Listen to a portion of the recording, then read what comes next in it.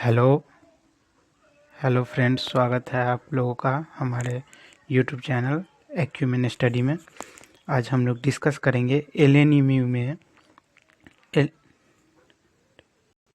LNMU में पूछे गए या कह सकते हैं गेस्ट पेपर का सारे ऑब्जेक्टिव प्रश्न। आज ये पार्ट 1 है, पार्ट 2 भी बनेगा, पार्ट 3 बनेगा और 3 तक जाते जाते आपका पूरा syllabus objective physics honours paper 1 2021 का कंप्लीट हो जाएगा। तो चलिए हम लोग स्टार्ट करते हैं बीएससी पार्ट 1 एग्जामिनेशन के लिए। देखिए, पहला क्वेश्चन है थर्मल फिजिक्स से, चैप्टर का नाम है kinetic theory of gases. Kinetic theory of gases में काइनेटिक थ्योरी ऑफ गैसेस में हम लोग क्या क्या पढ़ने वाले हैं। काइनेटिक थ्योरी ऑफ गैसेस में मुख्यतः 12th के ही प्रश्न रहते हैं, 12th के ही क्वेश्चन पार्ट 1 में भी रिपीट हो जाते हैं एलएनएमयू में। चलिए तो देखते हैं क्या क्या है। पहला प्रश्न, two different gases kept in two different vessels exerts equal pressure, then RMS velocity for both gases are। Answer B हो जाएगा डिफरेंट, क्योंकि जब दो गैस को दो डिब्बे में रखेंगे तो RMS वेलोसिटी हमेशा डिफरेंट ही होगा। सेम प्रेशर और सेम वेसल में रहेगा तब इक्वल होगा। समझ गया। क्वेश्चन नंबर 2 में चलते हैं। According to kinetic theory of gases at absolute zero पे काइनेटिक थ्योरी ऑफ गैसेस क्या होता है? काइनेटिक एनर्जी, मॉलिक्यूल जो होता है वो मूव करना शुरू कर देगा एब्सोल्यूट जीरो पे, तो इसलिए molecular motion ceases. Question number 3 पे चलिए। As we go from mono atomic gases to poly atomic gases, degree of freedom क्या होगा उसका? मैनो एटॉमिक गैसेस का पॉली एटॉमिक गैसेस में जब बदलेंगे तो डिक्रीज हो जाएगा। If CV is molecular specific of gases at constant volume, then all gases have, option इसका बी करेक्ट हो जाएगा, different value for CV। As we go from mono atomic gases to poly atomic gases, molar specific heat क्या होता है? Increase करेगा। According to classical theory of principle of equilibrium, law means energy per degree of freedom क्या होगा? हमेशा equal रहेगा सारे motion के लिए। ये ध्यान में रखेंगे, ये प्रश्न बहुत बार पूछ चुका है, इस बार भी पूछ सकता है। A polyatomic gas has n degree of freedom per molecules, then the mean energy per molecule is क्या होगा? n/2 kT। मैं जैसे जैसे आंसर बोल रहा हूँ आप सुनते जाएं और दिमाग में रखते जाएं, ज़्यादा इसको याद करने की ज़रूरत नहीं है, ऐसे ही हो जाता है exam. If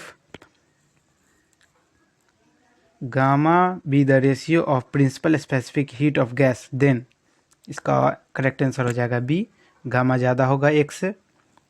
according to equilibrium law specific heat of gases, law specific heat जब इक्वली डिवाइड करेंगे तो क्या होगा?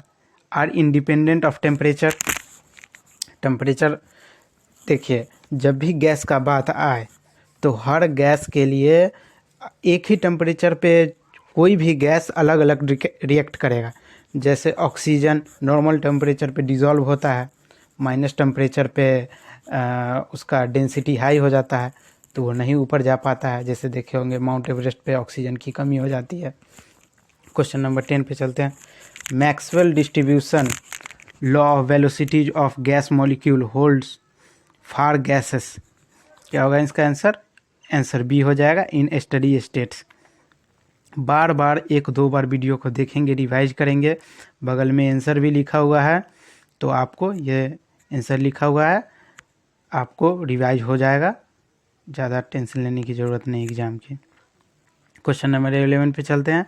नंबर ऑफ मॉलिक्यूल पर CC between velocity range C and C+DC, क्या हो जाएगा इसका आंसर? आंसर सी हो जाएगा, is different for different value of C।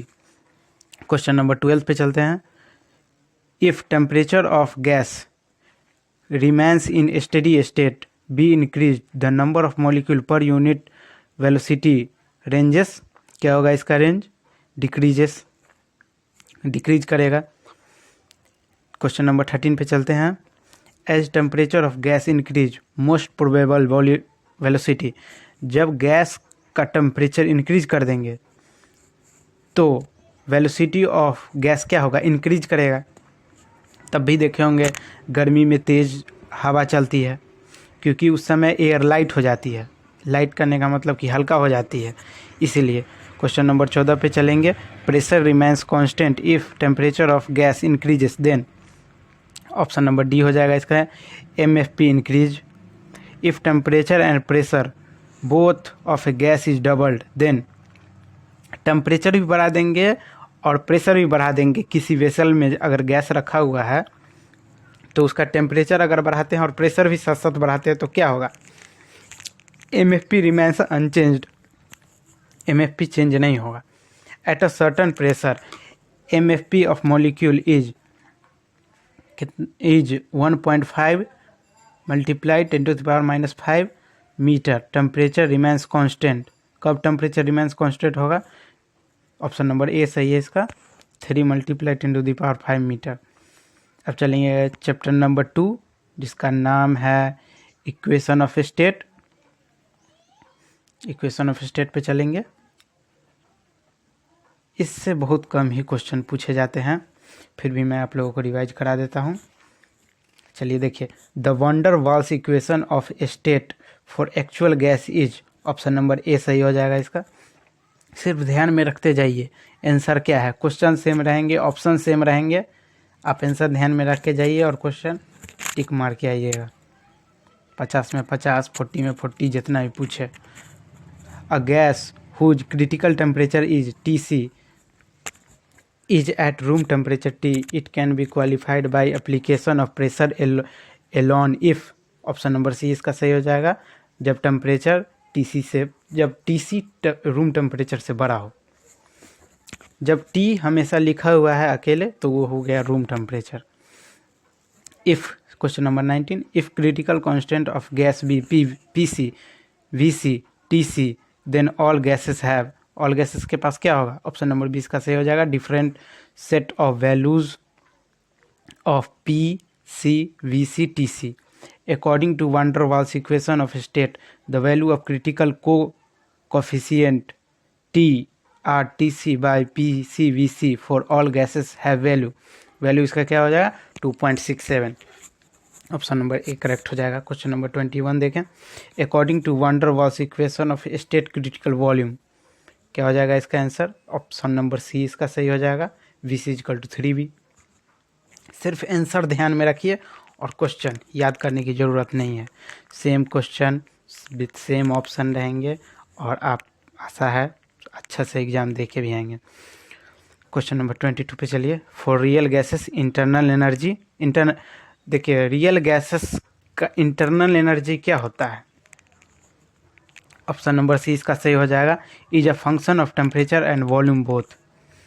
Question number 23 पे चलेंगे।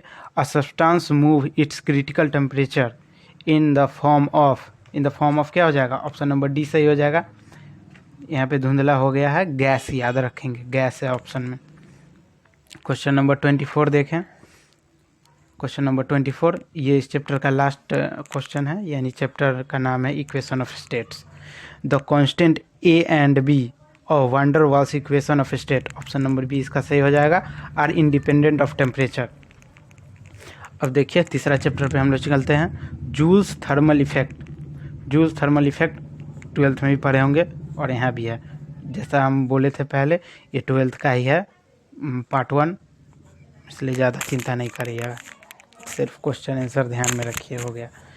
इन porous plug experiment if delta T be change in temperature then it does not depend upon, किस पे डिपेंड नहीं करेगा, किसी भी चीज़ पे ये डिपेंड नहीं करेगा, न टेम्परेचर ऑफ गैस पे, न वॉल्यूम पे, न हीट पे, इसलिए ऑप्शन डी हो जाएगा इसका सही, none of this. Joule Thomson effect is, option number C सही हो जाएगा, इनवर्सिबल फेनोमेना, यानी जब जूल थॉमसन इफेक्ट मतलब ये एक्सपेरिमेंट कर रहे थे तो इरिवर्सिबल हो जाएगा, मतलब कुछ चीज़ होता है रिवर्सिबल, जैसे कि हम लोग पानी से आइस बना सकते हैं, आइस से पानी, तो ये हो जाएगा रिवर्सिबल। इरिवर्सिबल मतलब कि अगर हम लकड़ी को जला दिए और वो राख बन गया तो वो फिर लकड़ी नहीं बन सकता है। क्वेश्चन नंबर 27 पे चलेंगे। In Joule Thomson expansion, option number D सही हो जाएगा। नॉन ऑफ दिस, किसी भी चीज़ पे डिपेंड नहीं करता है, न कूलिंग पे, न ओवर हीटिंग पे, न इलेक्ट्रिक पे, किसी चीज़ पे भी नहीं। क्वेश्चन नंबर 28 पे चलेंगे।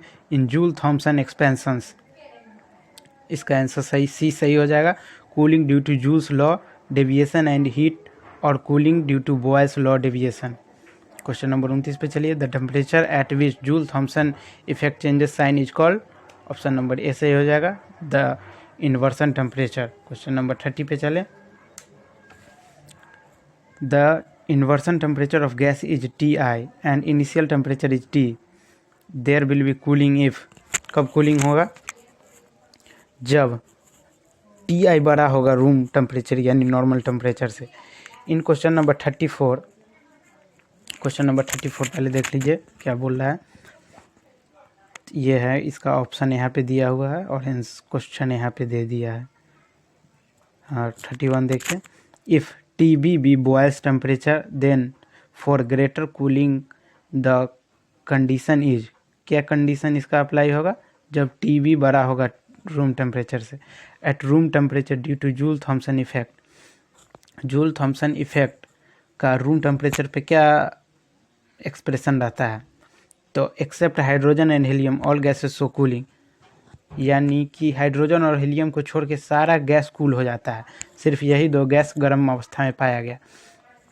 Eight inversion temperature, option number A सही हो जाएगा। Cooling due to Joule's law deviation is balanced by heating due to Boyle's law deviation.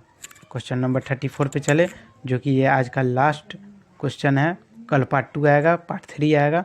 चलिए देखिए, इसका ऑप्शन नंबर बी सही हो जाएगा। क्वेश्चन ऊपर ही है, क्वेश्चन वो जो 31 पे था ये क्वेश्चन ही है। क्वेश्चन नंबर 34 का option number B, adiabatic expansion always produces cooling. Please like, share and subscribe my channel. Thank you very much for joining the session.